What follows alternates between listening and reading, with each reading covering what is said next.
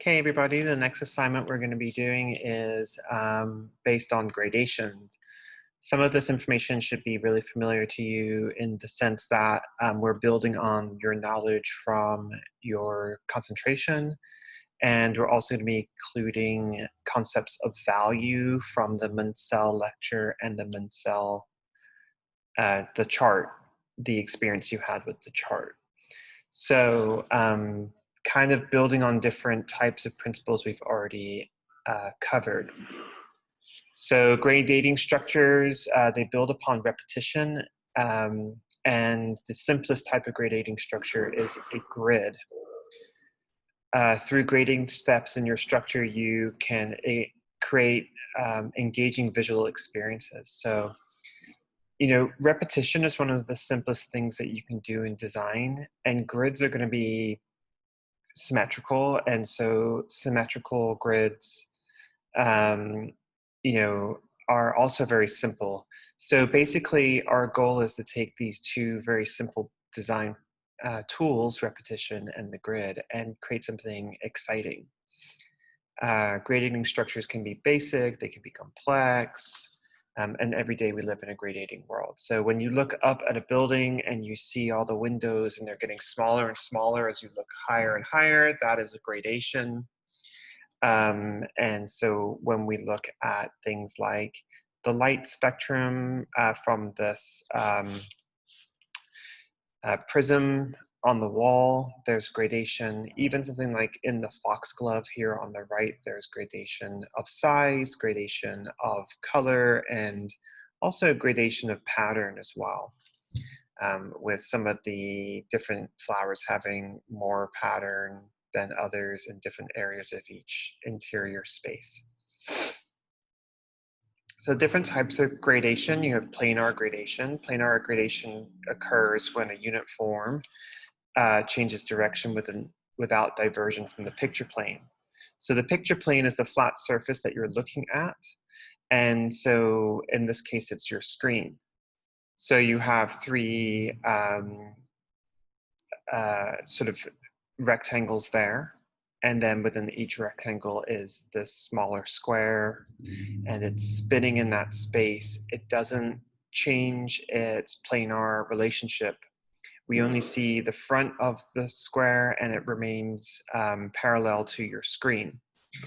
In a planar progression, things are also staying very flat, but what's happening is the position of the unit form changes as it moves up or moves down. In this sense, you can kind of think of like a slot machine. Now, spatial gradation is when a unit form within your boundary box, in this case, lays down flat. So here we can see that this unit form, as it rotates, it exposes different planes, and those planes give us the illusion that the square is laying down flat. Spatial progression, we have a change in size. So that is also another form of gradation. So something getting larger or smaller becomes a spatial progression. And what's really important here is the way that the unit interacts with the boundary box. Now, the boundary box could be visible or invisible in terms of the drawn lines, but the moment, of course, that the unit starts to interact with the boundary box no longer is invisible or inactive. It becomes active and visible, just in a different way. Shape gradation, so you have union or subtraction. So in union or subtraction, one shape is compressed into another shape or is subtracted from another shape. And then tension or compression, where one shape affects internally or externally another shape. So here we get the illusion that a circle is squishing down on this rectangle. The rectangle apparently is made from some type of soft material, and it's squishing up around the circle. So these are the different types of gradations that you have to play with. Now, gradations happen on a path, and this is how we kind of get the sensation that the gradation is functioning. So any form can be gradually turned into another. This change can be based on a path that is either planar, shape, or spatial gradation, or a combination of all of them. The path can be complex or the path can be simple. So here we see an example of a planar gradation on an upward moving path. And so part of the big importance with the path is the speed. So if you have a gradation that has a limited number of steps, then it's going to look like it's changing very quickly. And then the more steps there are, the slower the change. Now, this is very logical because, you know, when you have fewer steps, your brain has to fill in the space between each step. And if you have lots of steps, then you can kind of see what's happening and it feels a lot more slow.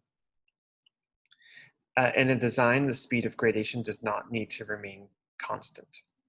So the first thing you're going to do is this very simple gradation. We're going to use circles within the gradating grid. And you're going to do this by hand, marker on Bristol, and your instructions are here step by step. You can use your plastic triangle to get nice square squares. And also you're going to have to use your ruler. Now, if you don't know where the different inch markings are on your ruler, then you can just go onto Google and they'll have examples there to show you where your different inch markers are. Rulers by inch are usually broken down into, typically they're going to be in 16ths, but they also come in 32nds and they also come in 64ths. So have a look on Google for a ruler example that works for you. So the first step is you're going to create a horizontal and vertical axis. And then you're going to go along the horizontal axis and you're going to make marks in a gradating pattern. This is a very simple sort of gradation. It's going to increase by 1/4 from the center out. So if you start in the center and you measure 1/4 inch, then you measure a 1/2 inch, and then you measure 3/4 of an inch, and then you measure an inch, and then the final one's going to fall off. Now pay close attention here because a lot of times this baffles students. This section here is a 1/4 inch. The next section here is a 1/2 inch. So we're just growing the section each time by a 1/4 inch. And the reason that it falls off the outside edge here is because that final circle and those sections are not going to be whole, and that's going to increase the effect of the gradation. Then you're going to do your vertical structure. Again, same thing, start in the center. You're going to measure out 1/8 of an inch, and then 1/4 of an inch, and then you're going to go to 3/8 of an inch, and so on and so on. Now, I'm asking you to do a different rate of gradation up and down from your gradation left to right, okay? So pay close attention to that. Then I want you to fill in the circles. And remember that circles don't really always come to a point. When they come to a point, they're no longer circles. So each circle kind of has a little bit of a flat space. You can see like here. And that flat space does diminish, but try to remember that they don't come to points, okay? Circles don't come to points. There's always a flat part that interacts with here, each one of these structural lines. You're going to color it in with your black Sharpie. And then you can see, don't forget, you've got like those outside edges over here where the circle isn't exactly whole, right? A lot of times students try to squeeze the last circle into these last sections, and that's not what I want. I want them to fall off. That's your first gradation structure you're going to build. It's meant to sort of familiarize you with gradation. The second thing we're going to do is a much more complex gradation. And so we're going to cover that in the next video.